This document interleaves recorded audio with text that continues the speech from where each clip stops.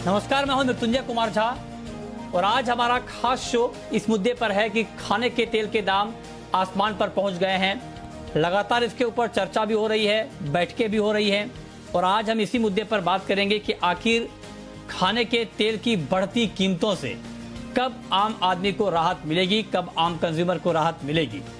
इस पर हम बातचीत करेंगे और हमारे साथ मेहमानों का एक बड़ा पैनल जुड़ रहा है जिनसे हम डिटेल में ये समझेंगे कि आखिर खाने के तेल के दाम इतनी ज़ोरदार तरीके से क्यों ऊपर जा रहे हैं और कब इसमें नरमी आने की संभावना दिखेगी, क्योंकि इसके ऊपर लगातार सरकार ने भी अब एक्शन बढ़ाने की बात कही है। हमारे साथ तीन खास मेहमान हैं। हमारे साथ हैं अतुल चतुर्वेदी हैं, प्रेसिडेंट हैं सीके और साथ ही डायरेक्टर हैं अदानी विल्मर के।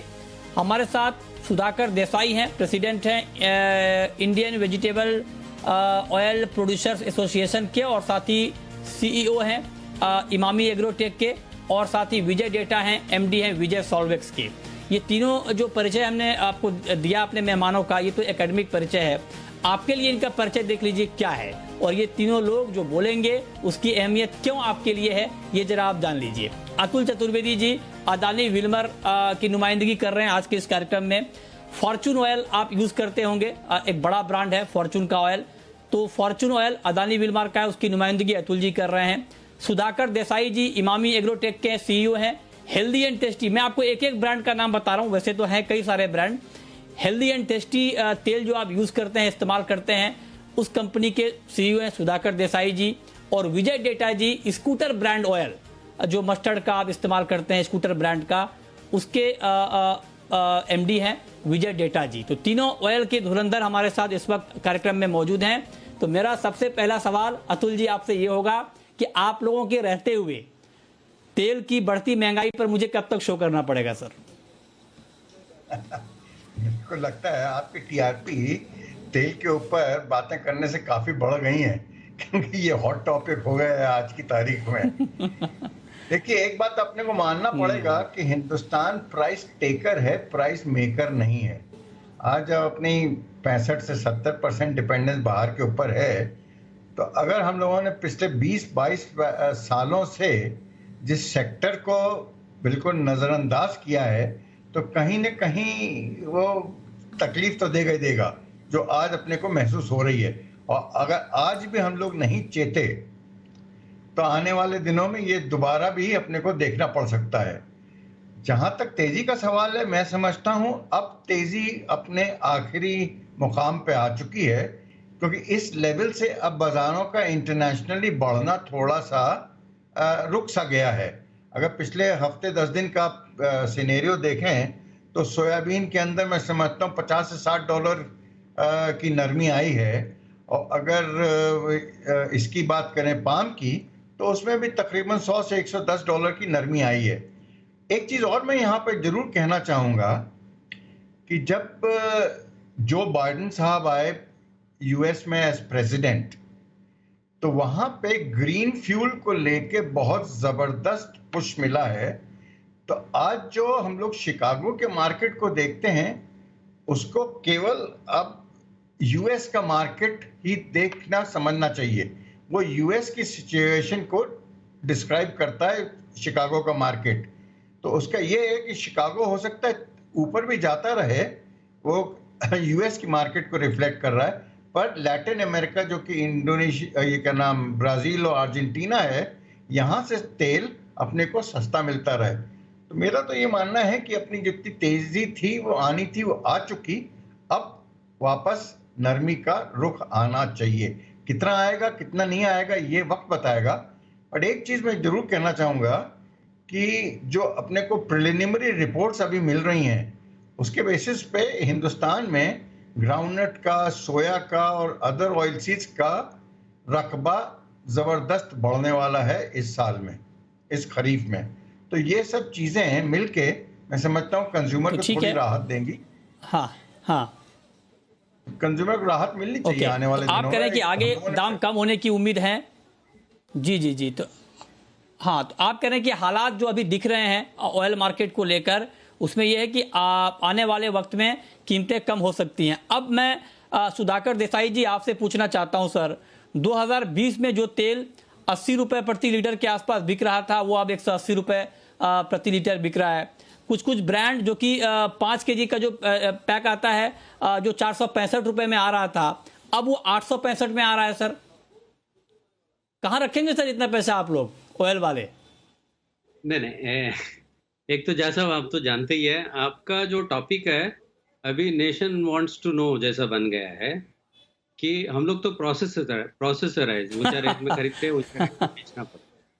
नंबर 2, जैसे मैंने आपको कहा था मार्च 12 को इंटरव्यू में कि मई तक थोड़ा प्राइसेस 10-15% गिरेगा, तो ऐसे ही हुआ है। पिछले 2 हफ्ते में कम से कम 10% गिरा है मार्केट।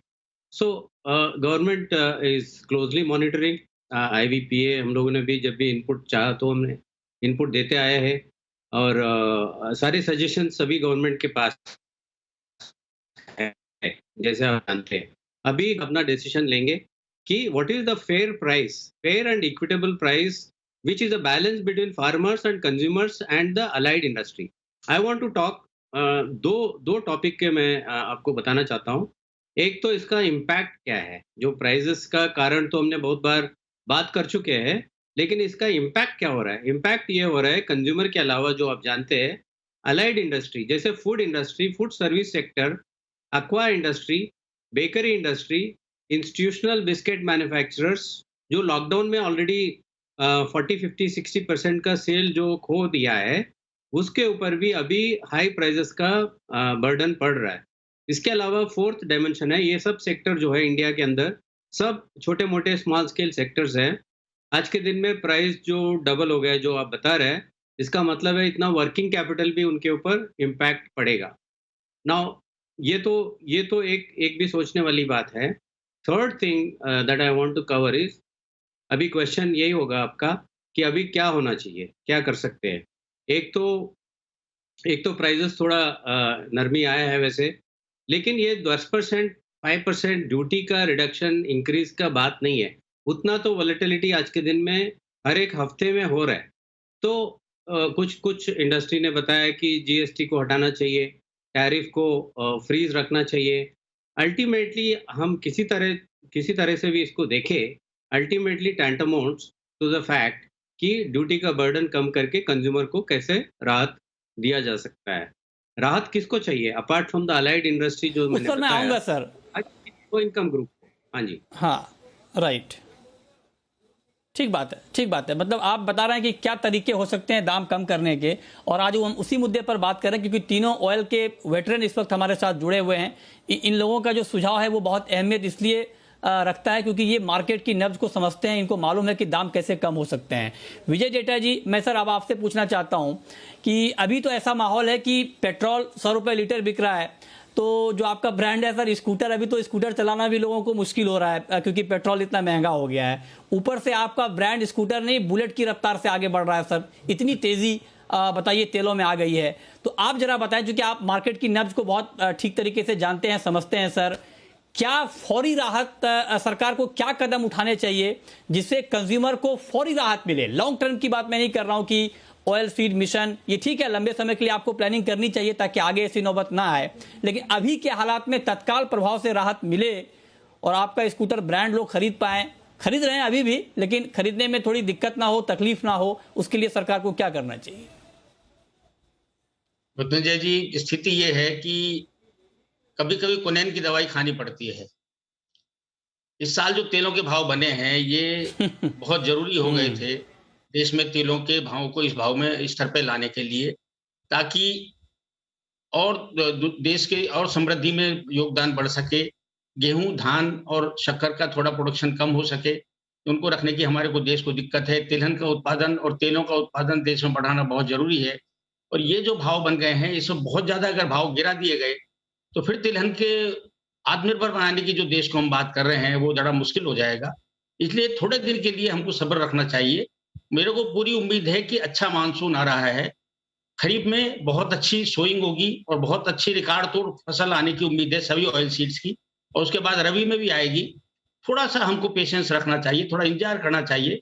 गवर्नमेंट से अभी हमको दबाव नहीं बनाना चाहिए भाव घटाने के लिए, ताकि किसान थोड़ा सा देख सके इस बात को कि हम किस तरीके से हम तिलहन का उत्पादन देश के लिए बढ़ा सके और तेलों का उत्पादन उस तरीके से आगे निकल के आवे और देश को हम आत्मनिर्भर बनाने की तरफ चले। इसलिए थोड़े दिन के लिए मैं आपसे रिक्वेस्ट करूंगा, देश को हम लोगों को समझाएं। और देखिए 60-70% तो किसान ही है इस देश की आबादी में, कृषि पर निर्भर है। अगर उत्पादन तिलहन का भाव अच्छा मिलता है उनको, तो उनकी आय भी बढ़ती है। कंज्यूमर की बात तो हम बहुत करते हैं। मैं आपसे वही रिक्वेस्ट करूंगा कि अभी हम थोड़ा सा नहीं डेटा भाव को जी, मेंटेन होने दीजिए। नहीं डेटा जी, नहीं डेटा जी, आप जो बात कह रहे हैं सर, वो किसानों को अच्छा भाव मिले, इसमें किसी को आपत्ति नहीं है। लेकिन अभी अगर मान लीजिए सोयाबीन ऑयल का दाम बढ़ रहा है या सोयाबीन के दाम बढ़ रहे हैं, इसका फायदा किसानों को नहीं मिल रहा है। सर ये बात भी दर्शकों को समझनी चाहिए, क्योंकि इस देश में बहुत लंबे समय से किसानों के नाम पर खेला जा रहा है। होता ही किसानों के, कितने किसान हमारे देश में ऐसे हैं जिनके पास होल्डिंग कैपेसिटी है, जब वो फसल आती है तो वो कितने किसान ऐसे हैं जो अपनी फसल को लंबे वक्त तक के लिए रोक के रख सकता है कि 7,000 के भाव पर सोयाबीन बेचेंगे। हमारे ऑलमोस्ट 90% से ज्यादा मैं यकीन करता हूं कि किसानों ने 5,000 के आसपास पे भाव पर सोयाबीन बेच दिया होगा। अभी 7,000 का भाव अगर है सर, वो किसानों को नहीं मिल रहा है, ये भी एक फैक्ट है। जहां तक आपकी बात है कि कंज्यूमर और किसान, सर कंज्यूमर और किसानों को अलग करके हमें नहीं देखना चाहिए। आज की डेट में अगर मैं आपकी बात मान भी लूं, कोई किसान अगर 7,000 के भाव पर अपना सोयाबीन बेच भी रहा है तो दूसरे हाथ में जाके वो 200 रुपए लीटर तेल भी खरीद रहा है, तो किसान कंज्यूमर भी है सर। इस बात को भी हमें इग्नोर नहीं करना चाहिए। मैं आऊंगा डेटा जी, आप इस पर जरा आपकी टिप्पणी एक बार दे दें डेटा जी, फिर मैं आगे बढ़ूंगा जी। देखिए ऐसा है कि इस साल, पिछले 20 साल से मैंने देखा कभी सरसों एमएसपी से ऊपर नहीं बिकी सीजन में। और इस साल हालत ये रही कि नाफेड तैयारी करके बैठे रहे, नाफेड को एक पूरी सरसों नहीं खरीदने की पड़ी, क्योंकि भाव 4,650 कभी बने ही नहीं, इससे ऊपर ही बिकते रहे। तो ये पैसा किसको मिला? किसान को ही तो मिला ना। ऐसा नहीं है कि किसान को पैसा नहीं, पैसा तो अंत में किसान को ही जाता है ना, जब कोई कृषि जिनिस बिकती है तो। ऐसा नहीं मानना मिला, चाहिए कि एक हाथ से मिला, लेकिन एक हाथ से चला भी गया ना सर। वही किसान तो कंज्यूमर भी हैं। मैं वही बात तो कह रहा हूं आपसे, किसानों को पैसा मिलने का मतलब क्या हुआ कि उनकी समृद्धि हो, किसान समृद्ध हो। लेकिन समृद्ध कैसे होंगे? वो मस्टर्ड ठीक भाव पर बेचकर आएंगे, लेकिन दूसरे हाथ से आप ऑयल वाले ले लेंगे पैसा उनसे। कोई किसान अपने घर में ऑयल तो बना नहीं रहा है, बहुत कम लोग ऐसे हैं। तो अब आप बताइए कि दाम अगर वो ठीक बेच के आ भी रहा है तो दूसरी तरफ महंगाई का शिकार हो जा रहा है। अब आप कहेंगे सिर्फ ऑयल के दाम, अब ऑयल में उनका पैसा जा रहा है, पेट्रोल में जा रहा है, बाकी चीजों के दाम बढ़ रहे हैं, तो बात तो बराबर हो गई ना सर। देखिए ऐसा है, कृषि का योगदान देश की जीडीपी में सिर्फ 16-17% है। उसमें अगर उनको इजाफा होता है तो बाकी चीजों में तो उसको खर्च करना ही। लेकिन कृषि जिनिस का पैसा उसको अच्छा मिलता है तो उसी से तो देश में समृद्धि आती है ना, उसी से तो आदमी हर बाजार में, किसान ही तो देश में मेन। नहीं बिल्कुल, इस बात से मेरी सहमति है। नहीं डाटा जी, आप जो बात कह रहे हैं विजय जी, ये बात बिल्कुल मैं इस बात से इत्तेफाक रखता हूं। किसानों को अच्छा भाव मिले, जब किसानों की फसल मार्केट में आए उस वक्त ये इंश्योर किया जाना चाहिए कि उस वक्त कोई भी डिसीजन सरकार की तरफ से ऐसा ना हो जिससे किसानों को उचित भाव ना मिले, एमएसपी का भाव ना मिले। ये तमाम कवायद, तमाम उपाय सरकार को अपने लेवल पर करने चाहिए ताकि किसान इंकरेज हो खेती करने के लिए। लेकिन किसानों की बात ठीक है, लेकिन अगर मान लीजिए हम 200 रुपए ऑयल पर भी यही लॉजिक दे रहे हैं, कल 300 रुपए ऑयल के प्राइस हो जाएंगे तब भी हम यही लॉजिक देंगे किसानों को भाव मिल रहा है, तो ये ठीक नहीं है ना सर। कहीं अपर लिमिट तो कहीं पर होनी चाहिए। अतुल जी, मैं अब आपसे समझना चाहता हूं सर, आप तो मार्केट को बहुत बखूबी समझते हैं, आप जरा बताएं कि तत्काल प्रभाव से राहत, बात बहुत चल रही है, बैठकें हो रही हैं, लगातार मीटिंग पर मीटिंग हो रही है, लेकिन अब तक कोई कंक्रीट डिसीजन आया नहीं है सर। फौरी राहत देने के लिए, तत्काल राहत देने के लिए आपके हिसाब से 3 बड़े कदम सरकार को इस वक्त क्या उठाने चाहिए तेल कीमतों को लेकर? इससे पहले कि मैं आपके मुद्दे पे आऊं, मैं आपको एक चीज जरा समझाना चाहता हूं। पिछले 20 या 22 सालों से हम लोगों ने तेलों के दाम और ऑयल सीड के दाम इतने ज्यादा नीचे रखे हिंदुस्तान में कि वो सब चीज एमएसपी के नीचे बिका करता था। ये पहला मर्तबा है कि आज किसान को एमएसपी से ऊपर दाम मिल रहे हैं। तो हम लोगों ने पिछले 20-25 सालों में अपने अर्बन कंज्यूमर को, जो कि ज़्यादा वोकल है, वो ज़्यादा बातें कर सकता है, वो ज़्यादा अखबारों में छाप सकता है, वो टेलीविज़न पे ज़्यादा बोल सकता है, उसको ज़रूरत से ज़्यादा पैम्पर किया है पिछले 20-25 सालों में at the cost of oil seed farmer. तो मैं समझता हूँ कहीं ना कहीं जब किसी रबड़ को आप बहुत ज़्यादा दबाओगे तो कहीं ना कहीं तो वो उछलेगी। जब हाथ हल्का सा हटता है तो अपने को ये झेलना पड़ेगा। और थोड़ा बहुत अमृत मंथन के लिए ये थोड़ा बहुत जो तेजी है वो झेलनी पड़ेगी। अब आपका मुद्दा था कि क्या एक्शन लिया जा सकता है बाजारों को घटाने के लिए। तो हम लोगों ने गवर्नमेंट को एक चीज बोली है कि आपको पहले मेंटली ये डिसाइड करना चाहिए कि हिंदुस्तान के कंज्यूमर के लिए क्या प्राइस लेवल बिल्कुल सही है। तो अगर आप ये डिसाइड कर लेते हैं कि ये प्राइस लेवल आपका सही है, तो उस प्राइस लेवल पे आप जो भी एक्शन लें उस लेवल को कैलिब्रेट करें। 2-3 हम लोगों ने जो सजेशन दिए, एक तो स्पेकुलेटिव एक्टिविटी अपने एक्सचेंजेस के ऊपर जरूरत से ज्यादा हो रही है। वहां 5% आदमी पैसा दे के कितना भी खेल सकता है। पहले 4% पे सर्किट ब्रेकर लगा करता था जब 70-75 रुपए का तेल होता था। आज तेल डबल हो गया है और सर्किट ब्रेकर वही 4% पे मौजूद है। तो एक सजेशन हम लोगों ने ये दिया है कि 4 की जगह आप सर्किट ब्रेकर 2% कर दीजिए। तो 2% करने के बाद फिर उस दिन की एक्टिविटी बंद हो जाएगी अगर उससे ज्यादा तेज होता है बाजार। दूसरा सजेशन हम लोगों ने ये दिया है कि जो स्पेकुलेटर्स हैं जरूरत से ज्यादा, उनके एक्शन को कंट्रोल करने के लिए आपके जो कॉन्ट्रैक्ट्स हैं उसको आप कंपलसरी डिलीवरी कॉन्ट्रैक्ट कर दीजिए। तो जिसकी ताकत होगी कंपलसरी डिलीवरी लेने की, वही ही एक्शन में आएगा। तो अगर ये एक्शन ले लेते हैं एक्सचेंज के ऊपर, तो मैं समझता हूँ स्पेकुलेटिव एक्टिविटी पे अंकुश लगेगा और इससे बाजार दबने चाहिए। दूसरा एक सजेशन हम लोगों ने ये भी दिया है कि आज हम लोगों का अगर बैक ऑफ द एनवेलप आप कैलकुलेशन करिए तो गवर्नमेंट को पहले 30,000 के करोड़ के आसपास रेवेन्यू मिल रही थी एडिबल ऑयल से। इस साल चूंकि दाम बढ़ चुके हैं जरूरत से ज्यादा, ये हो गया है ऑलमोस्ट 45 से 50,000 का इनका रेवेन्यू हो गया है गवर्नमेंट का कस्टम्स का। तो 20 से 25,000 करोड़ बढ़ गई है रेवेन्यू। ठीक है। तो एक सजेशन हम लोगों का ये है कि आप इसमें से आप 2 महीने या 3 महीने पहले जो आपके जो वर्ल्ड के प्राइजेस थे उसके बेसिस पे आप टैरिफ को फ्रीज कर दीजिए।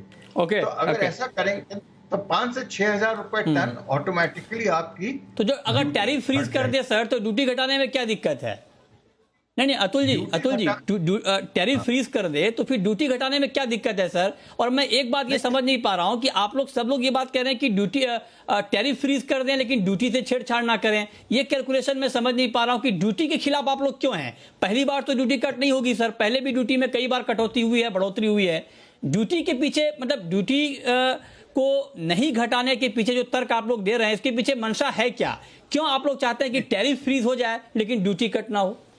नहीं, इसमें किसी की कोई मंशा नहीं है। ड्यूटी घटाने के लिए हम लोगों ने अपोज नहीं किया है गवर्नमेंट को। तो हमने तो ये बोला है कि अगर आपको लगता है कि ड्यूटी घटाने से आपकी प्रॉब्लम सॉल्व हो जाती है तो आप कल कर रहे हो तो उसकी जगह आज करिए, आज कर रहे हो तो आज अभी करिए।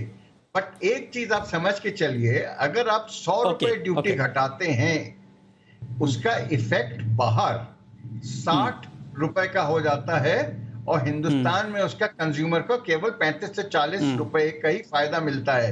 तो अगर आपका मंशा 40% की राहत भी मिल जाए सर तो अभी बहुत राहत है ना वो अभी के दौर में। मेरी पूरी बात करने दीजिए। अगर आपकी मंशा है कि आप कंज्यूमर को केवल इतनी ही राहत दें और दूसरी कंट्री के एक्सपोर्टर को या वहां के फार्मर को उतना फायदा दें, तो जरूर करिए, किसी ने रोका नहीं है। जी तो मतलब ये तो मैं समझता हूँ हम लोगों ने भी कहीं ये नहीं बोला कि आप ड्यूटी मत घटाइए, जरूर घटाइए, पर वो काउंटर प्रोडक्टिव होगी और अल्टीमेटली उससे आपका नुकसान ही होता, फायदा नहीं होता देश का। और कंज्यूमर को भी कुछ वो नहीं मिलता। ठीक है, तो मतलब आप कह रहे हैं कि ड्यूटी जो है वो काउंटर प्रोडक्टिव होगा, उसका फायदा कम होगा। सुधाकर जी फटाफट आप बताएं सर, 3 बड़े उपाय जो इस वक्त सरकार को करने चाहिए अगर आपको ये नहीं लगता है कि कंज्यूमर पैम्पर हो रहा है, तो दाम कम करने के लिए सरकार को इस वक्त 3 बड़े कदम क्या उठाने चाहिए सर, तेलों के दाम कम करने के लिए? सिंपल है, we should not see problem in every solution, ताकि एक सॉल्यूशन सिंपल है। जैसे अतुल जी ने बोला है कि एक प्राइस फिक्स कर ले कि फार्मर या कंज्यूमर को जो हमको ठीक लगता है सारी सेक्टर्स के लिए, और उसके हिसाब से इंटरनेशनल यदि बढ़ जाता है तो ड्यूटी कम करे, इंटरनेशनल यदि घट जाता है तो ड्यूटी को एडजस्ट करे, ताकि ये जो सब्जेक्ट जो दुनिया में किसी भी मीडिया में या किसी भी कंट्री में इतना डिस्कशन नहीं होता है, प्रोड्यूसिंग कंट्रीज, डेवलप्ड कंट्रीज में प्रोड्यूसर और कंज्यूमर के बीच में एक स्लैब के हिसाब से ड्यूटी फिक्स किया जाता है। जो हमने पहला रिकमेंडेशन दिया है। नंबर 2 रिकमेंडेशन ये है कि पीडीएस एक हाँ। छोटा शॉर्ट टर्म इशू है, लेकिन उसमें हमने एज आईवीपीए एक सुझाव दिया है। देखिए, हमने आपसे बहुत बात किया था कि नेपाल बांग्लादेश से जीरो ड्यूटी में माल आता है सैफ्टा में, जो सस्ता पड़ता है। इंडिया का ड्यूटी 35% है। हाँ, ठीक तो है। ओके गवर्नमेंट सर, हाँ। के थ्रू कैनलाइज करके ठीक वहां है। से माल लाके सस्ते में इधर दे दे, ताकि जेब से पैसा भी नहीं निकालना पड़े। ये सही बात है कि एक्सपोर्टिंग कंट्रीज का एक्सपोर्ट ड्यूटी, इंपोर्ट कंट्री का इंपोर्ट ड्यूटी, सब पैसा बन रहा है, खाली इंडस्ट्री पतला होते जा रहा है under current pandemic situation. Number 1। Number 2, तो ये चाहे टैरिफ करे ओके, या ओके। ड्यूटी करे, हाँ। ड्यूटी तो इम्पोर्ट तो सेम ही है।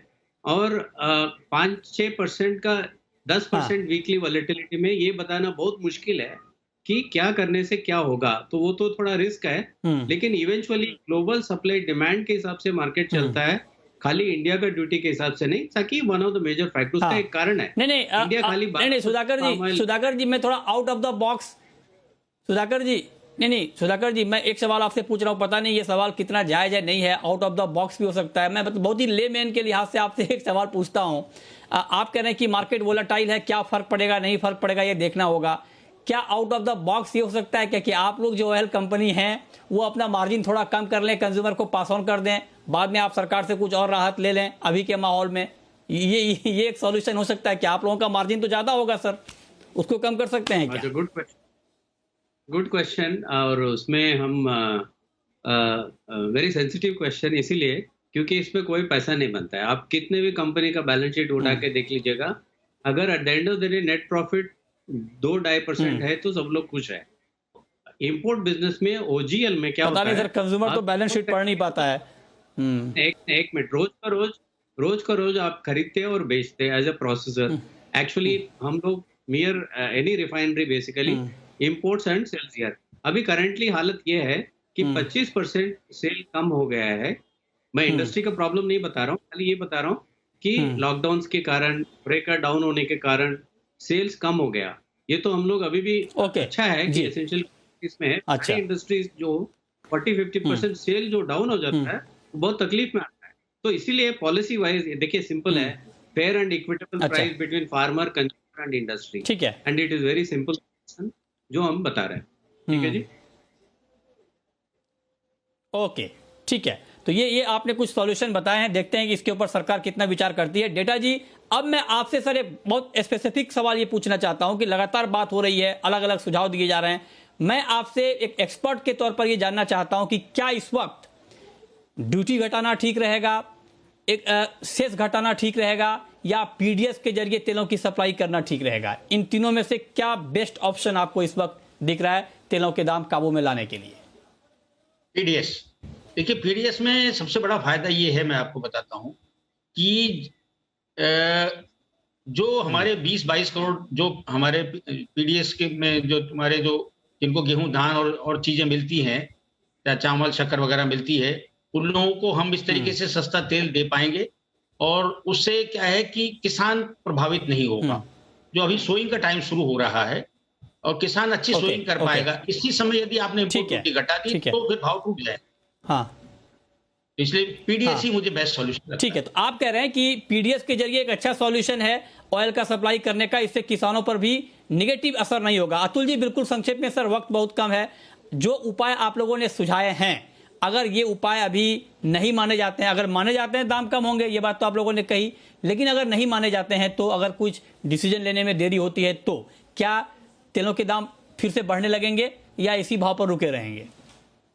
नहीं, तेलों के भाव हिंदुस्तान के कंटेक्स्ट में इररेलेवेंट हैं। इंटरनेशनली बाजार थोड़े नरम ऑलरेडी होना चालू हो चुके हैं।